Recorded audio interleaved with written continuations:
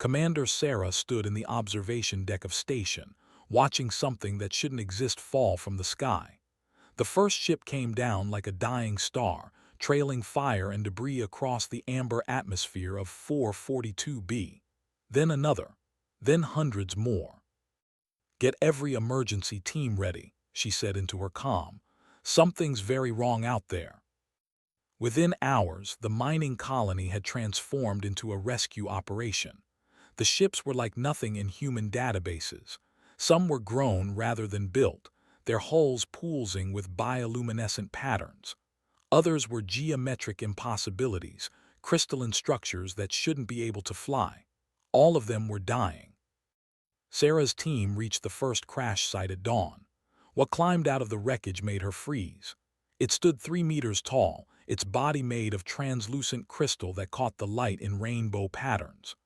Cracks ran through its form, leaking a substance that looked like liquid starlight. Behind it, smaller creatures emerged, covered in chitinous plates, methane mist hissing from their damaged environment suits. The crystal being raised what might have been a hand. A device on its chest flickered, and words came out in broken English. "Please, we run, they come, you must run too." Over the next 3 days, Sarah pieced together the nightmare. The survivors called themselves the Architects, and dozens of other names humanity had never heard. They came from a political body called the Galactic Concordance, which had maintained peace across 40,000 species for longer than human civilization had existed. Peace, Sarah learned, was a flexible word. The swarm, the architect named Al explained through the translator. Its voice sounded like wind chimes. "They consume, they grow, they never stop." "How long have they been attacking?" Sarah asked. 300 of your years." Sarah blinked, "And you're still retreating." "The Concordance studies them, seeks diplomatic resolution.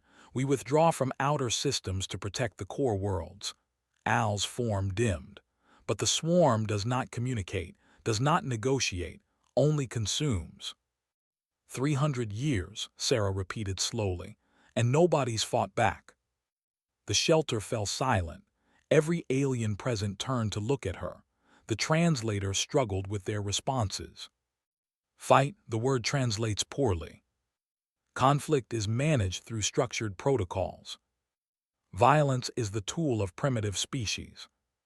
Sarah felt something cold settle in her stomach. "You're telling me that in 300 years with 40,000 species, nobody has actually tried to stop them, to kill them?" More silence. Then Al spoke, its voice uncertain. "We do not have words for what you describe. War is ancient history. We have evolved beyond such things." That evening, Sarah sent her report to Earth. She chose her words carefully, knowing they would reach every government, every military command, every leader on the home world. She described the refugees, the swarm, and the Concordance's policy of managed retreat.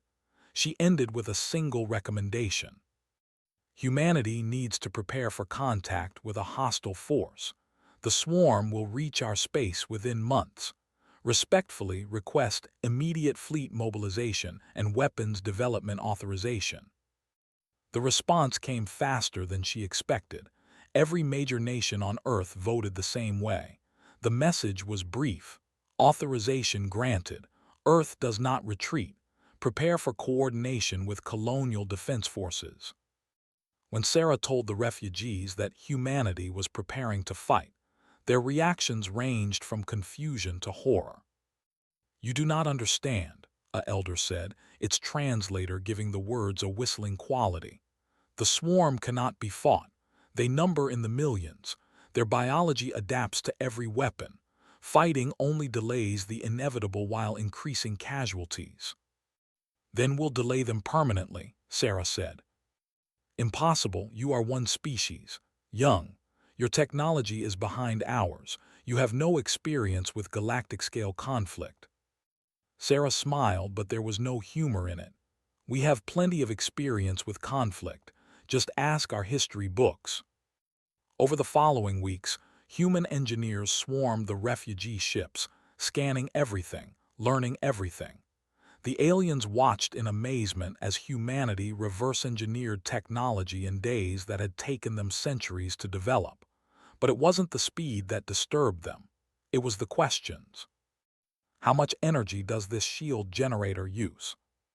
What's the maximum acceleration on this drive? Could this plasma conduit be weaponized?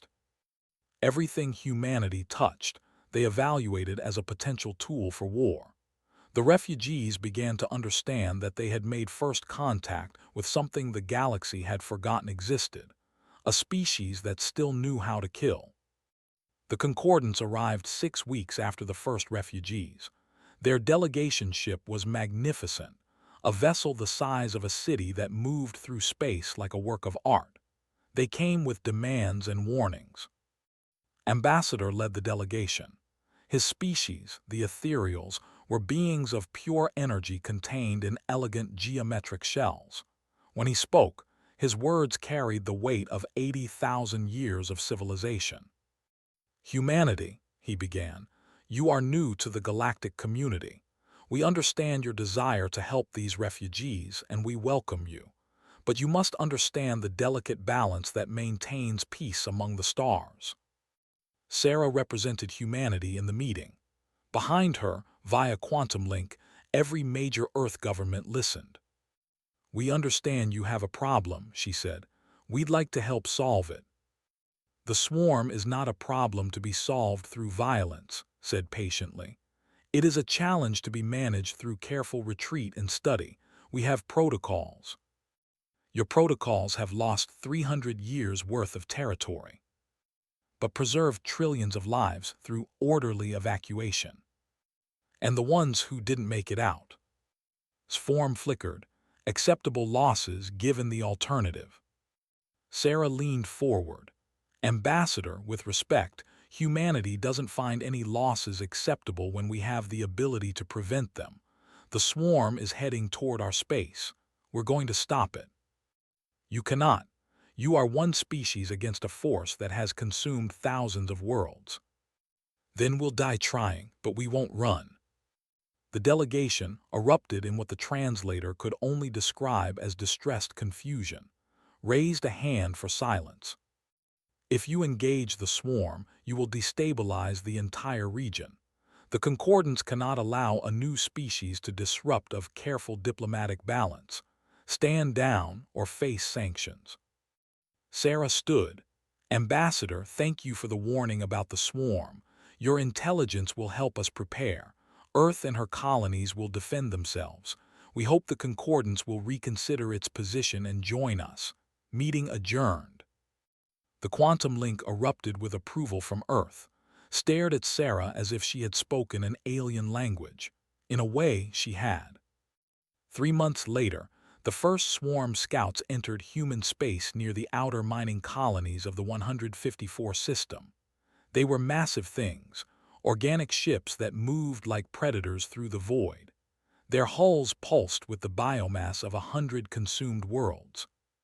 The human fleet that met them was small, hastily built, held together with determination and stolen alien technology.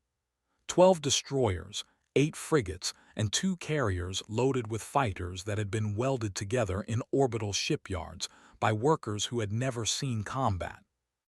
Admiral commanded the fleet from the carrier Defiance.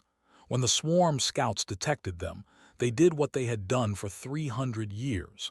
They advanced, expecting their prey to flee. The human ships accelerated toward them. On station, the refugees watched the tactical display in disbelief. Al stood beside Sarah, its crystalline form vibrating with distress. "They approached the swarm directly," it said. "This is not standard evasion protocol. Are your sensors malfunctioning?" "No," Sarah said quietly. "They're not running, they're attacking." "But that is impossible. That is not how modern warfare is conducted. We're not a modern species." The battle lasted 17 minutes. The swarm scouts, expecting fleeing prey, encountered ships that fired every weapon they had while closing distance.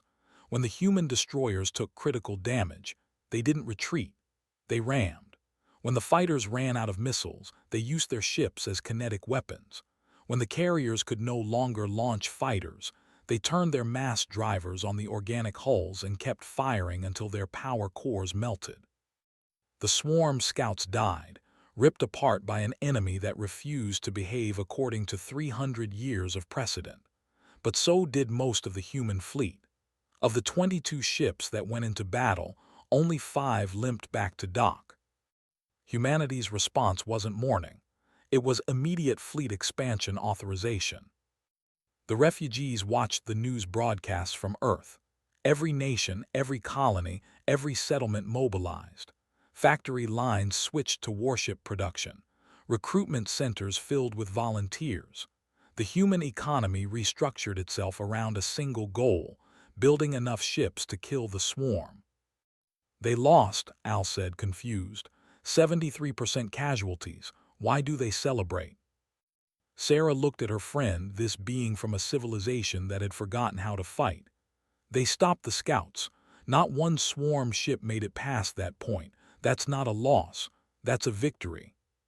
But the cost was acceptable, Sarah said, and Al realized she was using the concordance's own words with a completely different meaning. Because the alternative was letting them through. Across the galaxy, young members of various species watched the broadcasts with something their elders couldn't identify. It looked like hope, but mixed with something darker, something their civilizations had spent trying to evolve away from. It was the willingness to trade safety for the chance to fight back. And for the first time in 300 years, the swarm's advance had been stopped, not by retreat or negotiation, but by a species crazy enough to charge straight at the monsters and refuse to stop until one side was dead. The galaxy was about to learn what humanity had known since the first human picked up a rock to defend their cave. Sometimes the only way to survive was to make the other side wish they'd never started the fight. The war had begun. The Battle of Barnard's Star happened 4 months into the war, and it became the story that every species in the galaxy would tell their children. Not because humanity won, but because of what they were willing to do. Admiral commanded the Third Fleet from the bridge of the dreadnought Indomitable. His fleet was outnumbered 50-1. The swarm had learned from the first encounters and came prepared, sending a massive wave of bioships that blotted out the stars. Long-range sensors showed hundreds of vessels, each one capable of dissolving a ship's hull with acidic compounds or crushing it with focused gravity wells. Standard concordance protocol would have been immediate retreat. Preserve the fleet, establish a new defensive line further back, file reports about the encounter. Had read those protocols. He'd also read human history. All ships, he said calmly, activate Protocol Thermopylae. On the refugee stations, the aliens monitoring the battle froze. They had learned enough human history to know what that meant. Protocol Thermopylae wasn't a battle plan. It was a promise that you weren't leaving, no matter what. The human ships formed a defensive sphere around Barnard's Star, protecting the 4 colonies and 17 million people living in the system. When the swarm entered weapons range, the Third Fleet opened fire with everything they had. Missiles, plasma cannons, and weapons reverse-engineered from a dozen different alien technologies. The space between the fleets became a storm of fire. The swarm crashed into them like a tide. Human ships exploded, their hulls dissolving under bioacid attacks, but they didn't break formation. They didn't retreat. When the destroyer Relentless took critical damage to its engines, Captain Maria Torres sealed all the bulkheads, aimed her ship at the largest swarm vessel, and activated maximum acceleration. "For everyone back home," she said and rammed. The destroyer's antimatter core detonated on impact, taking the swarm ship and 3 others with it. The explosion painted the void in white fire. "All ships," said, his voice steady even as the Indomitable shook from impacts. "Follow Tor's example. Any ship that can't maintain combat effectiveness, maximum velocity ram. Make every death count." What happened next shocked the galaxy. One by one, damaged human ships became kinetic weapons. Captains who knew they were dead already chose to make that death matter. The swarm had never faced an enemy that would deliberately destroy themselves for tactical advantage. They didn't have a response protocol for prey that fought like cornered animals. But the real nightmare for the swarm came when human marines started boarding actions.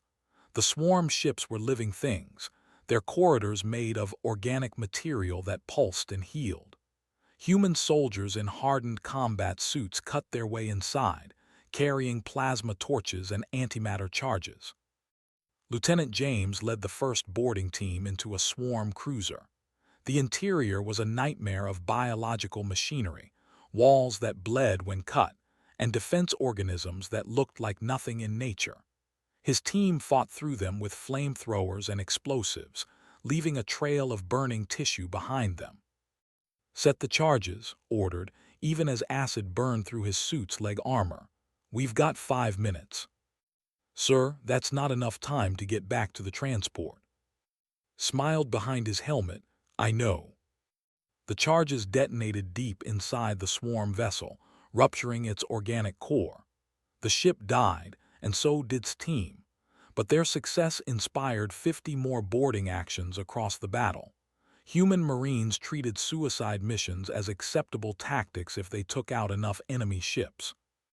The Battle of Barnard's Star lasted 3 hours. The Third Fleet was destroyed. Of the 48 ships that fought, only 7 survived in any functional capacity. Casualties were 92%. By any concordance measure, it was a catastrophic defeat. But the swarm retreated. For the first time in 300 years, they pulled back from a system they had intended to consume. Not because they couldn't win, but because the cost of winning against an enemy this insane was too high. The Concordance's response was immediate and angry. Ambassador appeared on every major communication network, his energy form flickering with what might have been rage. "Humanity's actions at Barnard's Star represent everything wrong with primitive species," he announced. "Pointless sacrifice, barbaric tactics, the deliberate choice of death over survival. This is why such species were never permitted to join galactic civilization in the past. Earth will face immediate sanctions. All trade is suspended. All technology sharing is forbidden. Any species that aids humanity will face similar measures." The broadcast ended. For several seconds, silence filled the stations and ships across human space. Then the responses started coming in from the refugee species humanity had saved. The architects were first. Al's message was simple and broadcast across the galaxy. "We, the Architect Collective, recognize humanity's right to defend themselves. We pledge our megastructure technology and engineering knowledge to their cause. The Concordance may impose sanctions. We choose freedom over their protection." Within hours, 17 other species followed. They pledged their advanced sensors. They offered their medical technology. Species that had run for 300 years suddenly remembered what it felt like to choose to stand. They called themselves the Free People's Alliance, and their existence shattered the political unity the Concordance had maintained for. Younger members of Concordance species, inspired by humanity's refusal to accept defeat, began volunteering for military training. The Concordance tried to stop them, but the movement spread like fire. Sarah, now a general, established the first multi-species training facility on Mars. Teaching aliens how to fight was harder than she'd expected. Not physically, many of them were stronger or faster than humans, but mentally. "You're thinking about survival," she told a class of mixed-species recruits. "Stop it. In combat, if you're thinking about surviving, you've already lost. You need to think about winning, about making the enemy regret they ever pointed a weapon at your home." A young architect, its crystal form smaller than Al's, raised a limb. "General, this philosophy contradicts all modern psychological research. Aggression is a primitive response that civilization has evolved beyond." Sarah walked over to it. How many worlds has your species lost to the swarm? The architect's form dimmed. 17 colony worlds. Our itself was evacuated last year. And how many have you taken back using evolved thinking? Silence. That's what I thought, Sarah said quietly. I'm not teaching you to be primitive. I'm teaching you to survive. Sometimes the only way to protect what you love is to be willing to destroy what threatens it. That's not barbarism. That's necessity. Over the following months, humanity combined their new allies' technology with their own tactical aggression. The result was a generation of weapons that terrified the Concordants. The Reaper-class dreadnoughts were built using architect megastructure techniques, but designed with one purpose: to kill as efficiently as possible. Each Reaper carried enough firepower to crack a planet's crust. They moved using quantum drives. Their shields were adapted from medical stasis fields, designed to stop anything. And they were crewed by mixed-species teams who had learned humanity's most dangerous lesson, that some things were worth dying for. Admiral, promoted to fleet commander, watched the first Reaper-class ship, the Retribution, launch from Mars orbit. Beside him, Al observed with what might have been satisfaction in its crystalline form. "You have changed us," Al said. "My species built wonders, cities that touched the clouds, stations that held millions, but we forgot how to protect them. You taught us to be builders and warriors." "I hope that's a good thing," said. "Ask me again after we've taken back my." The Concordance's central worlds began to fracture. Species argued in their councils. The young wanted to fight. The old insisted on maintaining protocols. Some species secretly sent aid to the Free People's Alliance. Others doubled down on isolation. Speaker watched his civilization tear itself apart over a question that shouldn't have needed asking. Was it better to survive by running forever, or to risk everything for the chance to stop running? Deep in concordant space, a young ethereal named El watched broadcasts of human Marines training alien recruits. He watched the Battle of Barnard's star recordings, studied the tactics, analyzed the psychology, and he realized something his elders couldn't accept. Humanity wasn't primitive. They were specialized. They had evolved on a world so hostile that survival meant learning to fight everything, whether predators, each other, the planet itself. They carried that evolution into space, and now they were teaching the galaxy that adaptation came in many forms. The Concordants had adapted to peace. Humanity had adapted to war. And right now, the galaxy needed warriors. El packed his belongings and booked passage to Mars. He wasn't alone.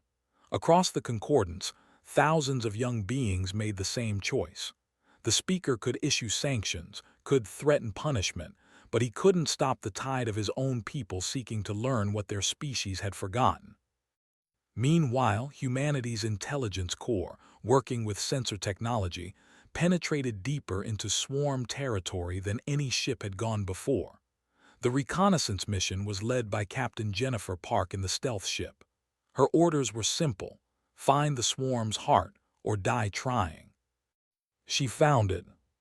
The coordinates came through on every human military channel at once.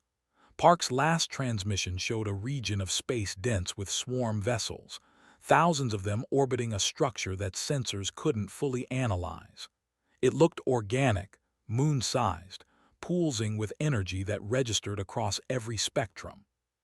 "Primary hive cluster confirmed," Park's voice crackled through interference. "Coordinates attached. Recommend maximum force. Tell my family I—" The transmission ended. The never returned. Stared at the data for a long time. The tactical computers couldn't calculate odds because the numbers were too absurd. They would need every ship, every weapon, every soldier willing to make the sacrifice. The casualties would be catastrophic. The Concordance would call it madness. "Opinion?" he asked Al, who had become his unofficial strategic advisor. The architect's form flickered through colors humans had learned, meant it was processing deep emotion. "You taught us that some things are worth dying for, Admiral. If we destroy that hive cluster, we kill their coordination. We end 300 years of terror, but the cost will be measured in billions of lives. And if we don't, the terror continues forever. Nodded slowly. Start planning Operation Righteous Fury. Contact every ship in the Alliance. Tell them what we're doing. No pressure, no requirements. Anyone who wants to join us is welcome. Anyone who doesn't, we understand. The responses came back fast. Every human ship volunteered. Every Free People's Alliance vessel. And then, quietly, ships started appearing from concordant space. Young crews who had decided their leaders were wrong. Veterans who remembered what it meant to fight for something. Speaker issued one final ultimatum. If humanity proceeds with this attack, they force our hand. We cannot allow such destabilization. Earth itself will be targeted for destruction to prevent further contamination of galactic civilization. Admiral's response was broadcast across every channel in the galaxy. His face was calm, his voice steady. Speaker, with respect, you've been dying slowly for 300 years. We'd rather die quickly trying to live. Operation Righteous Fury launches in 72 hours. Anyone who wants to help us kill this thing will see you there. Anyone who wants to stop us, you're welcome to try. But understand this, we're not stopping. Not for threats, not for sanctions, not for anything. Because that's what happens when you push humanity into a corner. We push back. The countdown began, and across the galaxy, ships started moving toward the coordinates Captain Park had died to send. The largest military fleet in recorded history was assembling, led by a species barely a century into space travel. The Concordance was about to learn what the swarm had already discovered. Humanity didn't know how to quit. The fleet assembled at the coordinates designated Rally Point Alpha, a region of empty space 300 light-years from Earth. Ships arrived in waves, emerging from quantum jumps in flashes of distorted light. The human vessels came first, 5,000 warships ranging from massive Reaper-class dreadnoughts to tiny corvettes welded together by civilian shipyards. Then the Free People's Alliance ships, another 3,000 vessels representing 17 species who had chosen to fight. And then the others came. Concordance ships, their transponders broadcasting defiant messages as they abandoned their posts to join the assault. Young crews, veteran officers who couldn't watch anymore, entire squadrons that had against orders to stand down. By the time the fleet was assembled, it numbered 14,000 ships, the largest military force ever gathered in recorded history. Admiral stood on the bridge of the indomitable II, watching the tactical display with something like awe. Beside him, General Sarah reviewed the ground assault plans. They both knew the statistics. 30% of Earth's adult population had been conscripted. Factory production had been converted entirely to war material. The human economy had been restructured around a single goal: killing the hive cluster or dying in the attempt. Final count, asked. 14,273 ships, the tactical officer reported. 6 million ground troops, 3 billion tons of ordnance, and every captain has confirmed they understand this is likely one way. Nodded, he'd expected nothing less. Humanity had bet everything on this assault. If they failed, Earth would be defenseless, but if they succeeded, the swarm would be broken. All ships, he broadcast on the fleet-wide channel. This is Admiral. In a few hours, we're going to do something that most of the galaxy says is impossible. We're going to attack the heart of the swarm and we're going to destroy it. Not because we're special, not because we're chosen, but because someone has to, and we're the ones willing to try. He paused, looking at the sea of ships on the display. Human vessels alongside alien ones, united by a common goal. 300 years ago, the swarm started consuming the galaxy. Every species ran, every civilization retreated, and for 300 years the swarm learned that the galaxy was prey. Today, we teach them a different lesson. Today, we teach them what happens when prey becomes predator. Today, we show them that humanity doesn't run. The fleet erupted in acknowledgments, took a breath. All ships initiate jump sequence. See you on the other side. Reality twisted as 14,000 ships jumped as one. They emerged into hell. The hive cluster was even worse than Captain Park's data suggested. The structure at the center was a moon made of organic tissue, pulsing with bioluminescent patterns that hurt to look at. Around it, swarm ships numbered in the thousands, ranging from small fighters to vessels the size of cities. And something else, weapons that sensors couldn't classify, gravity wells that bent space itself, clouds of nanoorganisms that dissolved matter on contact. The swarm had never retreated from this position. They didn't need to. Nothing had ever been insane enough to attack it. The human fleet accelerated forward. No hesitation, no repositioning, just pure momentum toward the enemy. The swarm responded with overwhelming force. Bioacid projectiles filled space. Gravity weapons twisted ships into crumpled metal. Nanoclouds ate through hulls like locusts through grain. The first wave of human vessels died in seconds, their shields overwhelmed by the sheer volume of fire. But the second wave kept coming, and the third, and the fourth. All carriers launch assault transports, Sarah commanded from her position. Target the hive structure. Marines, you know your jobs. Thousands of transport ships broke from the fleet, each one carrying 100 Marines in assault armor. They were targets, flying through a storm of fire toward a moon-sized organism that was defended by weapons that could crack asteroids. The casualty rate was apocalyptic. 90% of the transports died before reaching the surface. But 10% made it through. Sarah's transport, the Spearhead, crashed into the hive structure's outer membrane with enough force to shake her bones. The boarding ramp dropped, and she led her Marines into the interior of a living nightmare. The hive's insides were alien beyond description. Corridors made of pulsing flesh, walls that oozed chemicals, and defense organisms that looked like they'd been designed by a mad god. But Sarah's Marines had trained for this. They'd learned to fight in environments that would break most species. Flamethrowers forward, clear the path, Sarah shouted, her voice amplified by her suit's speakers.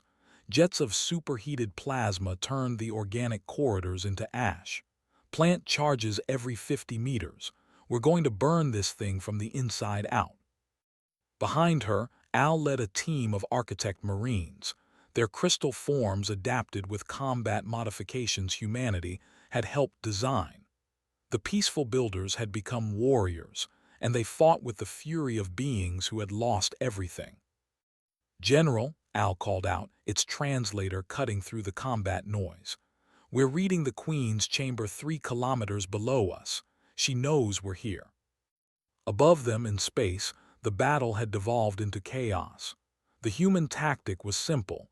Everything that could shoot kept shooting, and everything that couldn't shoot rammed. Admiral watched his fleet die ship by ship, each one taking as many swarm vessels as possible. The destroyer Vengeance, engines destroyed, captain dead, was piloted by its AI into a swarm carrier, detonating its remaining missiles on impact. The carrier exploded, taking 2 more swarm ships with it. The frigate Dauntless, hull breached and leaking atmosphere, aimed for a bioweapons platform and accelerated until it impacted at a significant fraction of light speed. The resulting explosion was visible from a light year away. A young ethereal named L, who had volunteered against his speaker's orders, commanded a squadron of mixed-species fighters. His ship took a direct hit from a gravity weapon, crushing the left wing into twisted metal. Instead of ejecting, he aimed for the nearest swarm vessel. "Tell the speaker he was wrong," L transmitted. "Some things are worth this." His fighter impacted at maximum velocity. The explosion was small in the scale of the battle, but it mattered. Every small explosion mattered. Deep inside the hive, Sarah's team fought their way through increasingly aggressive defenses. The Queen knew they were coming, and she was throwing everything at them. Organic warriors the size of tanks, toxic gas that ate through suit seals, gravity shifts that tried to crush them against the walls. "Keep moving," Sarah ordered, even as her suit registered multiple breach warnings. "We're close." They reached the Queen's chamber to find it was less a room and more a cavern the size of a city. The Queen herself was a mountain of flesh and chitin, connected to the hive structure by countless organic cables. Her consciousness controlled every swarm ship through psychic coordination. Kill her, and the swarm would collapse into mindless organisms. But she was protected. Layers of bioarmor, regenerative tissue, defensive organisms that spawned faster than they could be killed. And she was aware, her mind touching theirs with images of futility and death. "Set up the antimatter charges," Sarah commanded. "Every single one we have left." "General," one of her Marines said, voice shaking, "those charges. We won't have time to reach minimum safe distance." Sarah smiled inside her helmet. "I know." Al's crystal form pulsed with sudden understanding. "You planned this. You knew from the start this was a one-way mission." "Someone had to plant the charges," Sarah said simply. "Might as well be the ones who started this fight." The architect stood silent for a moment, processing. Then its form shifted, colors swirling through patterns humanity had learned meant determination. "Then we do it together. My species built for. Let our last construction be a queen's tomb." The remaining Marines, human and alien alike, worked with desperate speed. Antimatter charges were placed across the Queen's chamber, each one powerful enough to crack a small moon. The Queen's defenders swarmed them, and the Marines held them back with everything they had. Above them, the space battle reached its climax. Admiral's fleet was down to less than 4,000 ships, but the swarm had taken catastrophic losses. Thousands of bioships floated as debris, their organic systems shutting down. But they kept fighting, kept swarming, kept trying to protect their queen. Received Sarah's final transmission. "Charges set, Queen is confirmed. Tell Earth we made it count." Sarah started. "No goodbyes, Admiral, just finish the job." Sarah signing off. The transmission ended. Stared at the tactical display, watching the icon representing Sarah's team blink steadily in the heart of the hive structure. Around him, his bridge crew worked in silence, many with tears streaming down their faces. "All ships," said, his voice rough. "General's team has set the charges. Pull back to minimum safe distance. Prepare for detonation." The fleet began to withdraw, fighting every meter of the way. The swarm pursued, sensing victory. Deep in the hive, Sarah watched the countdown. 30 seconds. The defense organisms had broken through the final perimeter. 20 seconds. Her suit's life support was failing. 10 seconds. Al stood beside her, its crystal form dimmed but steady. "It was an honor to learn from your species," the architect said. "The honor was ours," Sarah replied. The antimatter charges detonated simultaneously. The Queen's chamber became a miniature sun, and the explosion ripped through the hive structure like a bullet through flesh. The organic moon came apart, sections of it flying outward in slow motion. The Queen died, her psychic scream felt by every swarm organism for 1,000 light years. And with her death, the swarm stopped. Ships that had been attacking with coordinated precision suddenly became mindless. They drifted, they fired randomly, they collided with each other. The hive mind that had coordinated them for 300 years was gone, and what remained were billions of simple organisms with no purpose beyond basic survival. The human fleet, what was left of it, stopped firing. For a moment, space was quiet except for the debris and the dying ships and the slowly expanding cloud of matter that had been the hive structure. "All ships," said softly, "cease fire, target the remaining swarm vessels. Give them the choice, leave or die." Most left. Without the Queen's coordination, they fled in random directions, no longer a threat to anyone. The few that continued to attack were destroyed by tired gunners who just wanted to go home. The battle was over. Humanity had lost 6,000 ships. 3 billion people had died in the assault.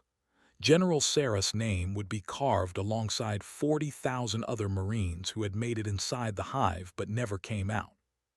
But the swarm was broken. The 300-year war was ended. The news spread across the galaxy in hours. The Concordance's response was silence. Speaker appeared on communication networks, his energy form dimmed with what might have been shame. "We were wrong," he said simply.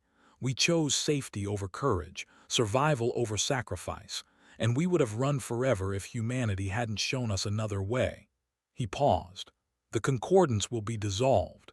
In its place, we will establish a galactic defense pact, and we will ask humanity to teach us what we forgot." The Reformation was swift. The new Defense Pact's headquarters was established on Earth, in orbit around the world that had refused to give up. Sarah was posthumously promoted to Supreme Commander, her strategies becoming required study for every military academy across the galaxy. Al, somehow having survived when its section of the hive was blown clear in the explosion, became the first non-human to receive Earth's highest military honor. It accepted at a ceremony on Mars, its crystal form repaired but marked with permanent scars from the final battle. "She taught us something that our civilizations had forgotten," Al said, speaking to an audience of thousands of species. "That peace is not the absence of violence. Peace is what you get when you're willing to fight for it, when you're willing to look at something that wants to destroy everything you love and say, 'No further.'" The swarm thought the galaxy was prey. Humanity taught us to be predators, and in doing so, they gave us back our future. Across the galaxy, the refugees whose worlds had been consumed began the long process of reclaiming their homes. Protected now by a fleet that knew how to fight, trained by the species that had ended a 300-year nightmare. Years later, in a memorial garden on Earth, a statue was unveiled. It showed Sarah planting the antimatter charges, her face calm, determined, afraid, and brave all at once. Beneath it, words were carved in 100 different languages. "Someone had to. It might as well be us." Young cadets from species across the galaxy came to visit, to understand what humanity had done and why. They asked questions about tactics, about strategy, about the price of victory. But the question that came most often was simpler. Why did humans fight when everyone else ran? The answer was always the same, taught by instructors who had learned it from humanity. Because someone had to stop the swarm. Because running forever isn't living. Because sometimes the only way to protect what you love is to be willing to destroy what threatens it. And because humanity looked at impossible odds and decided that impossible just meant nobody had tried hard enough yet. The stars shone bright over Earth, brighter than they had in 300 years. Not because the darkness had been defeated permanently, evil and threats would always exist, but because one species had been crazy enough to light a torch and refuse to let it go out, even when it cost them everything. And the galaxy learned. They learned to build weapons alongside their wonders, to train soldiers alongside their artists, to remember that civilization wasn't just what you created, but what you were willing to defend. The swarm was gone, but its lesson remained. Sometimes the greatest act of civilization was knowing when to be barbaric.